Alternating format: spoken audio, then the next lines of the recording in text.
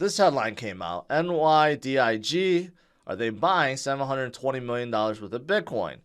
All signs point to yes, because they just sold and raised $720 million. This is according to their SEC filing. They sold about $720 million. It looks like some kind of shares. Basically, they're raising $720 million. And NYDIG, what are they doing? They're trying to come out with a fund. So it looks like they may be getting ready to buy $720 million worth of Bitcoin to populate their fund.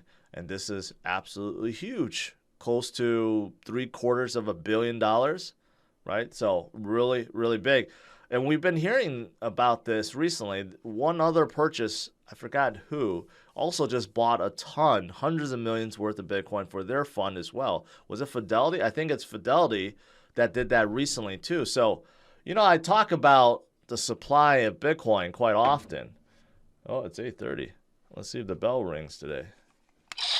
Oh, yes. On a good day, the bell works perfectly. There you go, market bell.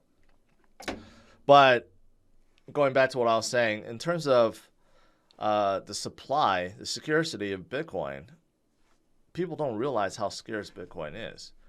And then you have all these big guys. There's not even enough for retail investors if you think about it. Just all the millionaires in the world can't buy one Bitcoin. Think about that. If they all tried, Bitcoin will run out. Just think about that. And now you got the big boys that keep continuing to buy in. And there's no doubt that the biggest boys like BlackRock and Fidelity and everyone else, they're buying already. So we're only getting a small snippet of like some of these companies that are actually disclosing and actually letting people make aware that they're buying. But behind the scenes, I have no doubt there's a lot more secret buying that we have no clue about. And this is the reason why we need to stick with Bitcoin. I mean, the scarcity factor is real. You can't inflate it more. There's only so many circulating around. And just pay attention to what's going on around the world. With all the inflation issues, it's due to overprinting. We don't have that problem with Bitcoin, right? So keep that in mind. And also, NYDIG also announced today how much they hold, their Bitcoin balance, and revenues hit all-time high despite market conditions. So definitely shows that the appetite for Bitcoin is still there and quite high. So very nice. Also, looking at this, 6-month-old Bitcoins now take about 74% of the realized cap. So what this is basically measuring is, if you look at the previous bottoms, this is an awesome time to buy. That's really what you need to know. It's very similar to the 2015 bottom and the 2019 bottom. Okay? So that's what this is saying. And that's what this is saying too. More and more people are learning about how money works, how their governments work, how their central banks work. And more people are getting fed up, quite honestly. So that's how that's how it affects Bitcoin in a good way. And if the U.S. and other countries actually listen to the UN and actually becomes more dovish with their rate hikes, you know what that's going to do? That's going short term, will probably send markets rallying upwards, which is what we want to see. If we get dovish rate hikes, that's going to be good for markets short term. Long term, as inflation continues to go out of control, I don't know. That's going to be pretty bad, right? So again, it's a very, I guess, fluid thing that's going on. But more and more people are turning to Bitcoin because they don't want to know all this. They don't care about this and or they're fed up with all this. So this is interesting. This is measuring how many people are actually withdrawing or selling their ETFs. And it shows how many funds are actually selling their Bitcoin because people are selling the ETF shares. Well, according to this, in Q3, the money flowing out of these ETFs slowed down by 97%. So in Q2, there was a massive exodus of Bitcoin from these ETFs. Okay, 683 million to be exact. And in this last quarter that we just came out of, only 17.6 million. So that's a 97% drop. So what does that mean?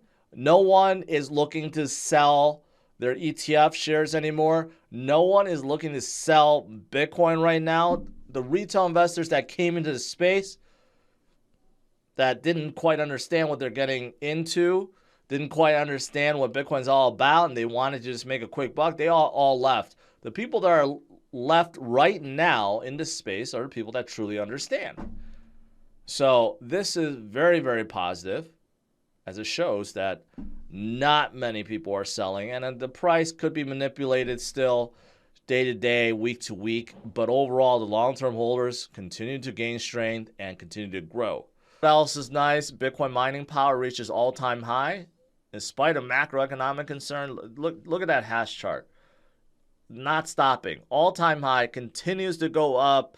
That's because the miner's not going away. The miners would be stupid to go away. Not only is it still profitable for them to mine, but again, why would you want to get out now? There's like so little Bitcoin left and so little being produced every day, and very, very, very little of that ever hits the market. All the Bitcoin that's being traded right now are considered like the old Bitcoins. The new Bitcoins that basically have no history. Like if you try to track its blockchain record, it has none because it's a newly minted Bitcoin. Those don't even hit the markets because miners are just keeping them. They're not trading them. They're hoarding all the Bitcoins, right? It's the equivalent of, I don't know, like the oil refineries, like keeping all the oil that they find and not selling any of it, right? It's almost like that. So there's no doubt they're continuing to mine and adding more hash power, and that is why Bitcoin mining continues to go higher, and that is why Bitcoin's network is also the most secure on earth, because it's virtually impossible to hack at this point.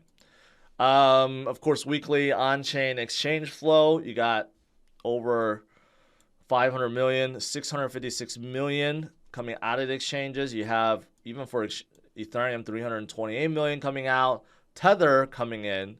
So bottom line is people are buying Bitcoin and Ethereum and they're dumping Tether. That's what it looks like. Or you could interpret this that another $300 million worth of Bitcoin and Ethereum is about to be bought because of that net flow. So you can look at it that way too. If you're looking to buy Bitcoin and crypto for the first time and you don't know where to get started, head over to CryptosRus.com and click on the best exchange guide. Within, you'll find a list of exchanges that I recommend and some that I use on a daily basis. Head over to CryptosRus.com or utilize the links in the description of this video.